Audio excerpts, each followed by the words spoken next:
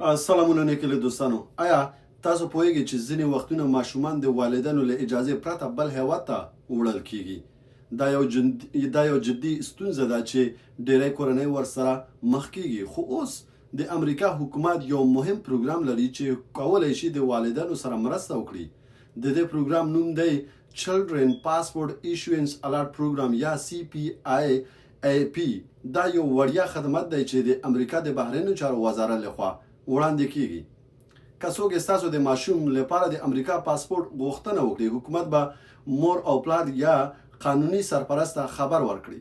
دا پروګرام مرسته کوي چې والدین خبر پاتې شي، د ماشومانو نړیوال تختول مخنیوی وشي، یعنی ماشومان له اجازې پرته بهر ته انتقال نشي.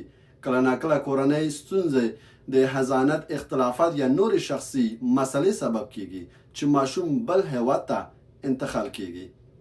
والدینو ته دغه CPIAP څخه فرصت ورکوي چې مخکې له ستونزې خبر شي. که ستاسو ماشوم د امریکا تابعیت یا پاسپورت حق لري، دا پروګرام ستاسو لپاره ګټور کیدای شي. ثبت کول ساده دی او خدمات بشپړ وړیا دی، یعنی وړیا دی. د نورو معلوماتو لپاره د امریکا د بهرنیو چارو وزارت رسمي ویب پاڼې ته لاړ شئ او هلته خپل دغه ماشومان راجستر کړئ. دا معلومات یوازې د عامه پوهاوي لپاره دی، دا کوم لیګل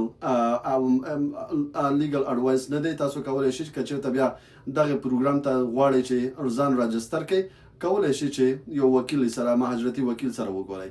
دا یو عامه پوهاوي ویډیو ما غوښته چې تاسو خبر شئ دغه پروګرام څخه. نو بیا هم ډیره مننه، ژوندي اوسئ، اختر مو مبارک شه. او که چېرته ویډیو مو خوښ شوی وي د نورو دوستانو سره چې هغه امریکایي یا US سیټیزن ماشومان لري، دغه ویډیو ورته واستوئ ترڅو دغه خبر څخه باخبر اوسئ.